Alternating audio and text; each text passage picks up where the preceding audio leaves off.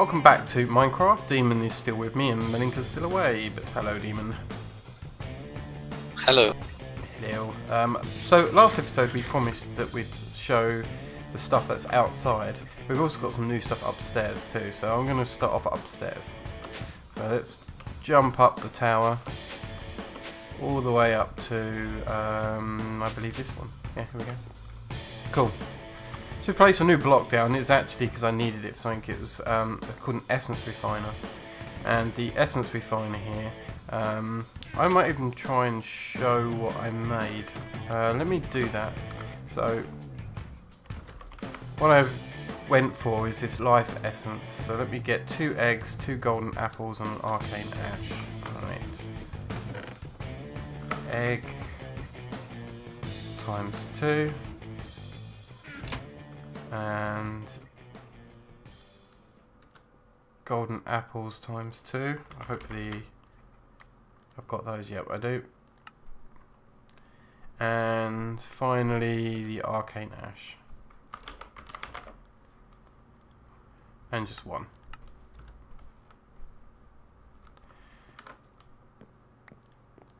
So hopefully all that stuff should be arriving shortly. Here's the apples. And here is the arcane ash. Good. I actually just put a request table here so that if we need to do any crafting for spells to be putting into here, we've got just a request table here just to get on with it instead of jumping between here and the thermal expansion room. So yeah, our essence refiner, arcane ash in the middle, egg top and bottom as you saw, and a golden apple left and right. I've actually just hooked this up to the light nexus here. It should have tons of essence already stored in it anyway, because it's been here most of the day. And you can see this circle is spinning around, which means it's working and doing its magic, I guess. And once it's finished, I believe if you hook it up, depending on what nexus, depends on how this machine works. And I think if you put it in like...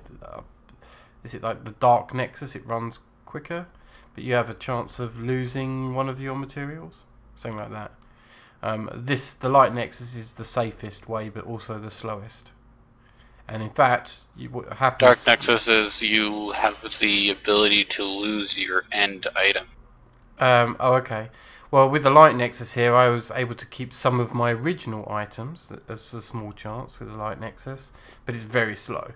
The neutral nexus, I think, is in between. Is that it's a bit faster, but you lose all your original items, and there's no chance of keeping any of them. But yeah, then we get a life essence out of it. So that's cool. I'm going to put these back in the system though, because I actually don't need it. But I did need them for sigils, and I'm going to show sigils now. So here's something called a sigil stand. Very cheap, stone and gold. There's not really much you can say here, Demon, is it? Because you weren't here when I built this. I think you're offline. Nope. I also made a sigil... I get to see the end result. Yeah, I also made a sigil containment. However, I don't think I needed that containment. I'll explain why I ended up ignoring the fact that the containment is on when we're downstairs. There's a sigil of progeny. The progeny basically is a breeding sigil. So basically, if there's 2 animals that are possible to breed together, then this sigil will breed the 2 animals together. So that's pretty good. And butchery is this sigil. Actually, one of these, let me have a look. Is it the progeny? Yeah, you can see here's where the life essence came in, hence why I built the refiner. And the sigil of progeny... butchery even required an evil looking book. Actually, that was making a wooden leg, which is actually not too bad, and it requires an arcane compendium, so I actually had to make another arcane compendium by placing it on, you know, above the essence pool that we did last episode. Oops. And then the rest are fairly easy to do. And what the butcher does is, if there is more than 2 of the same animal, then it will kill the 3rd one. That way your original breeding pairs will work. So each sigil stand can hold 3 sigils, and there were the 3 I put in: containment, butchery, and progeny. So let's go downstairs and look at exactly that, shall we? So if I jump all the way down to the ground floor. Which door is it? Is it this one? I think so. Okay. So last episode we showed a hopper, vacuum hopper in action, which is working here, but you can also see the sigil stand here with the sigils all being placed inside. And I've got what? Sheep, mushrooms, chickens and cows. Now the reason why I've put a wall here and not relied on the containment field from this, which you can kind of see the containment if I stand here, you can see all these weird symbols. Chickens, for some reason, walk through it. So even though the rest work, apparently chickens gets ignored. So then let's talk about this vacuum hopper down here.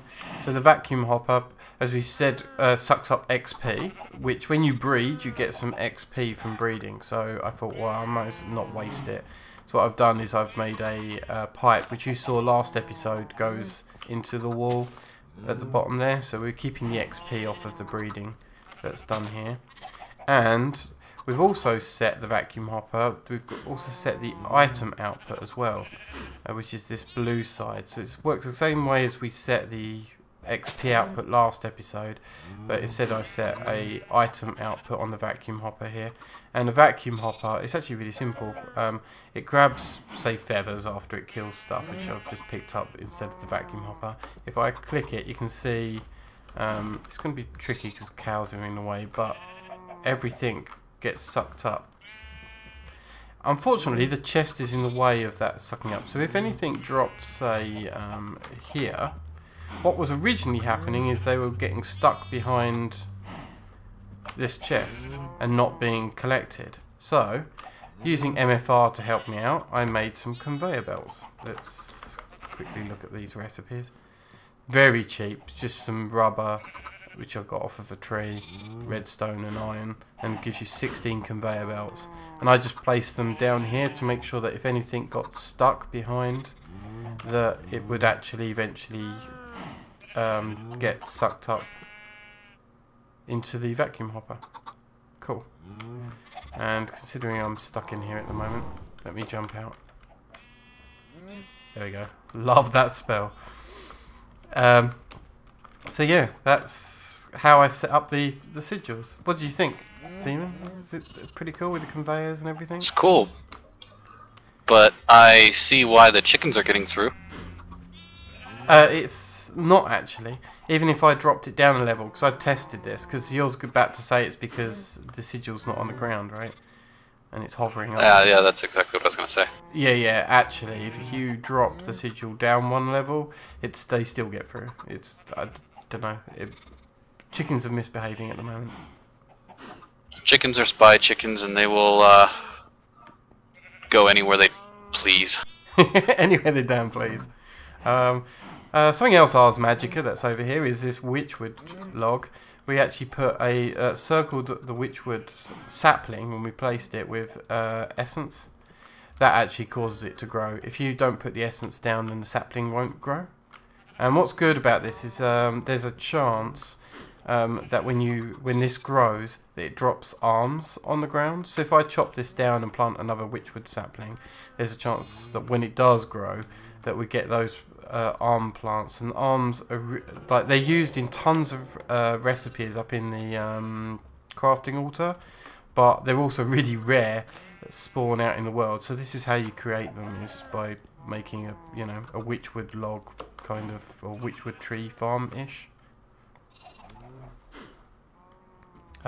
Also, if you use any tricks, Demon, to cut these leaves down, like if I use my axe from Formcraft to chop this tree down, and then you get the fast decay of leaves, or if you use any mod to do it, then you don't get any saplings whatsoever. It's like programmed into the 0 saplings.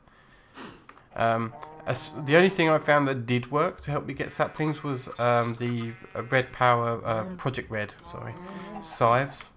and I can chop down lots of leaves at once with that, and then that did work. But most of the other methods I tested on just didn't work. So, yay for that. So may or may not work with grafters. yeah, I'll have to test grafters on it. If it is, then that'd be super overpowered. Be awesome though. I don't think it'll give 100% though. Well, we can test that at some point. Okay, so you can see with all my leveling up of Ars Magica and all this work, I've actually unlocked tons of things in my compendium here. And the one important one that I've unlocked is bosses.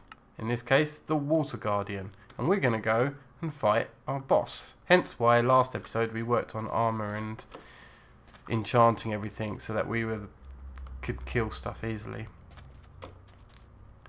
There is one thing I need. Most of the stuff I've prepped out, but the one thing I didn't prep was this Vintium Dust and Redstone actually makes redstone inlay, and that's going to be required. So I'm going to grab 8, like so. And then we're going to go around the back here. Malinka has helped us off camera. With him not being here, he made me a book to a special age. Because this water boss can only be fought in any kind of water-based biomes. That's ocean biomes, river biomes.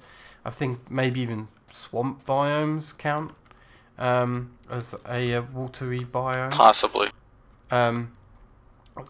So that's one thing you need. The other thing you need is rain. It has to be raining. And waiting for it to rain is a pain in the arse. But with Mistcraft, you can make it always rain. So that's exactly what Malinka has done. So you can see Malinka's made us an ocean world, and we can travel over there. Okay, it's probably night time, isn't it? Just to be a pain. Yeah. Either way, it won't be too bad, except for that spider that's attempting to take me out. It's probably drowning in the water. So climb up the tendril here.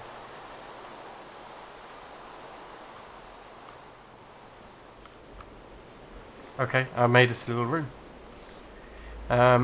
So what we need to do to summon this boss is we needed this redstone inlay to make ourselves like a summoning altar as such. Oh, that's a good idea. Do you want to put some up the back as well and around? I haven't got the light spell. Sweet, yeah, because I was thinking I should bring some torches over here. Oh, I've got some torches actually. But yeah, that looks even better with the magic in there. Cool. Anyway, the other thing we also need is buckets and filled with water and a boat. And are you ready for this, Demon? You got a good sword? I am. I'm actually going to switch my spells over a little bit and my inventory just so that I'm ready to do this. Okay, I can deal with that. And okay, this is going to hurt like hell, but let's do it.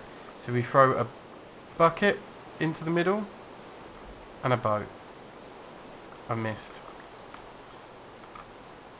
That's more like it. And now we have a water guardian, and he hits like a ton of bricks. But luckily, I've got really, really good armor and a fairly good weapon.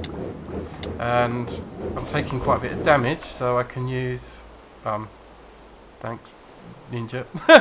Yeah, I can actually use my healing spell there, which I did in the middle of that, just to save myself from death. And we get the boss dropped an infinity orb. It also has a rare, very rare chance of dropping something very special of a piece of equipment that we can wear.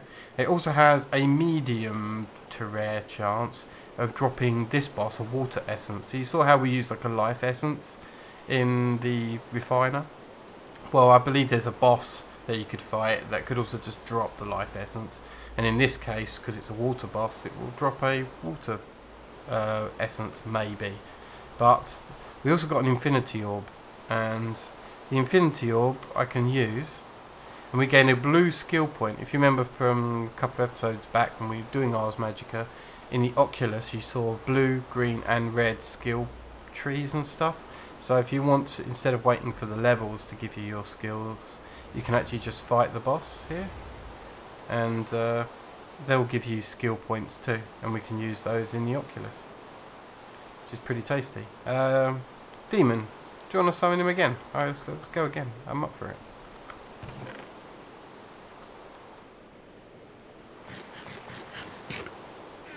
I enjoyed it, especially since he was going after you the entire time. Yeah, he seemed to. So, if you fight this guy in the water, which is perfectly possible to do, then he has a couple of special moves. One called Drown, which... Oh, look, we got some of that water essence. There you go. Out. Yeah, cool. And you can have the Infinity Orb here, and I'll put the water essence in the system later. Yeah, so one is a spell called Drown, which I think makes you run out of air much quicker. Oh, I also got something else. Oh, I also got the super rare. Oh, did you get the special? Yeah. Sweet. Talk about that. Luckily we got that on camera. I know, that's amazing. Water orbs, it says here. I'll have a look at that in a minute. So the other move he does is called Watery Grave, and basically if you're fighting him in the water, he'll send you to the bottom of the water floor, which can often kill you. So yeah, it's better to try it. It's a very nasty ability. It is, yeah. So it's better if you're in an ocean biome, you should do what we did and build yourself a little platform to fight him on, because that's pretty gruesome. These water orbs, are they wearable? Water becomes your friend, it says here. Yes. Do I wear it? No. Oh yeah, it's around the belt. There you go. What does that do for me? So I jump in the water and see. Go for it. I have water breathing. Sweet. Awesome. That is. Well, you did say you wanted water breathing. I did want the water breathing. If I actually combine that here with my night vision and swim speed, I can now do a fairly good job of exploring under the water. Let me come up though. That is wicked. See, he gets to show off with the getting the rare item, killing the boss, and getting all these really special spells and jumping over walls. I know, it's crazy. Those water orbs, by the way, like I've seen people fight it, or heard of people fighting this boss like 30, 40 times and not receiving them. Like, they're really rare. So the fact that I just got it on camera on the second attempt is just like ridiculous. Wood. Awesome. Okay. I think we've done enough this episode. We'll probably be fighting the boss a few more times and get some more skill points, and perhaps if anyone else is lucky enough, we might get more water breathing and water essences, which will be good for crafting. Hopefully. Later. Yeah. I haven't really got a lot of plans for what we're going to be doing next. I've got some ideas, but because there's nothing that I'm in a particular rush for right now in terms of builds, if the audience have something that they want us to do, a mod to explore or part of a mod that we haven't done yet, then we'll do that soon if you leave a comment. That would be useful. We will be doing IC2 fairly soon, maybe next episode, but we'll see. Yeah, because of the way our recording works, even if you tell me like this week or whatever, when you comment, it might take about 2 or 3 episodes for it to actually come through what you requested to actually appear on camera. So just bear that in mind because of our recording schedule. So yeah, suggest something, and in a couple of episodes time, 2 or 3 episodes time, we'll do it. So that would be good. Alright, thank you, Demon, that's awesome, and we'll see everyone next time. If you enjoyed it, leave a like as per usual. Thanks. Bye.